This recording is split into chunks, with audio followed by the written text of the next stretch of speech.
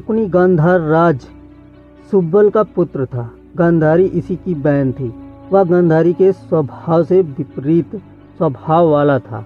जहाँ गांधारी के स्वभाव में उदारता, विनम्रता, स्थिरता और साधना की पवित्रता थी, वहीं शकुनी के स्वभाव में कुटिलता, दुष्टता, छल और दुराचार का अधिकार था। वह जीवन के उदात्त मूल्यों की तरफ कभी भी आकृष्ट नहीं हुआ।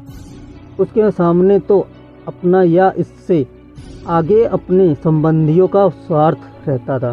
तभी तो वह अपने और अपने भांजों के स्वार्थ के कारण पांडवों की महान विपत्तियों का कारण बना।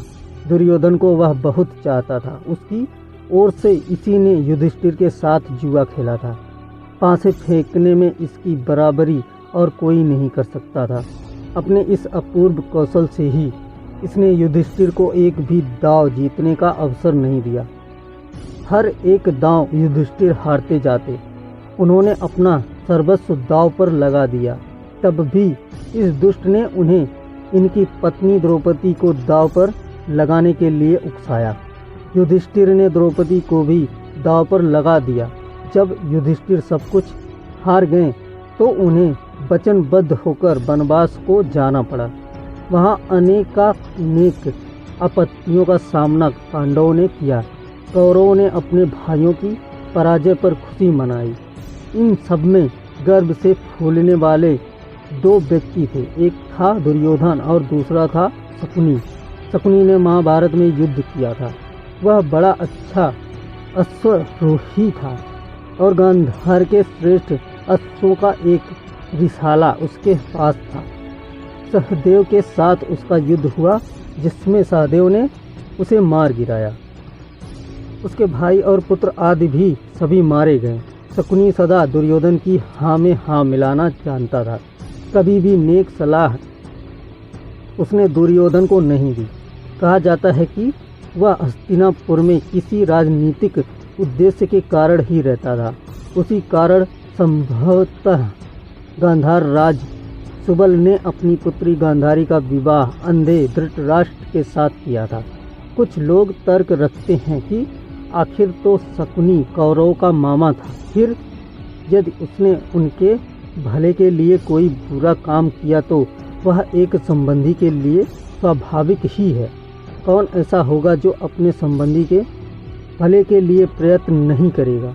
लेकिन जहाँ तक जीवन की उदात्त चेतना का संबंध है, इस तरह के तर्क निराधार ही प्रमाणित होते हैं, क्योंकि शकुनी ने छल और कपट का आश्रय लेकर उस पक्ष का साथ दिया था जो अपने भाइयों के प्रति पूरी तरह अन्याय करने पर तुला बैठा था। जिन पुत्रों को स्वयं माता गांधारी ने आशीर्वाद नहीं दिया था, उनको शकुनी ने अन्याय की ओर अधिकाधिक प्रेरित किया। शकुनी का ऐसा करना यही व्यक्त करता है कि उसके हृदय में न्याय और सत्य की प्रेरणा नहीं है।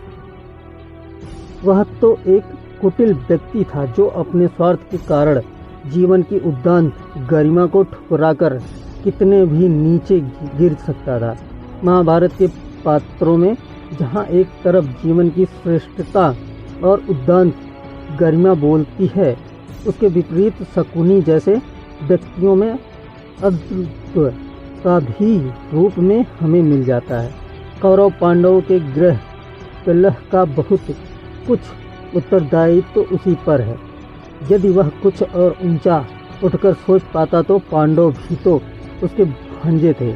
उनके प्रति वह इस प्रकार विद्वेष नहीं रखता।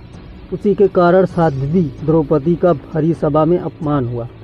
बाद में भी जब महाभारत का हाहाकार चारों ओर फैल चुका था, उसने अपनी कुटिलता नहीं छोड़ी थी। दुर्योधन ने द्रोणाचार्य से युधिष्ठिर को पकड़कर ले जाने की प्रार्थना की थी। वह चाहता था कि शकुनी मामा फिर युधिष्ठिर के साथ जुआ खेलकर उन्हें हरा दे और इस प्रकार उनको वनवास के लिए भेज दें, जिससे यह सारा युद्ध ही समाप्त हो जाए। उस समय भी शकुनी इसके लिए तैयार हो गया था। इस तरह देखा जाए तो पांडवों के कष्टों के लिए तो शकुनी उत्तरदायी है ही। बल्कि कौरवों के नाश का भी एकमात्र कारण वही है। यदि जाए के समय वह छल नहीं दिखाता तो पता नहीं कौरव कुल का इस प्रकार भीषण अंत होता या नहीं। शास्त्र में भी कहा गया है कि मातुल सर्वनाश का कारण होता है।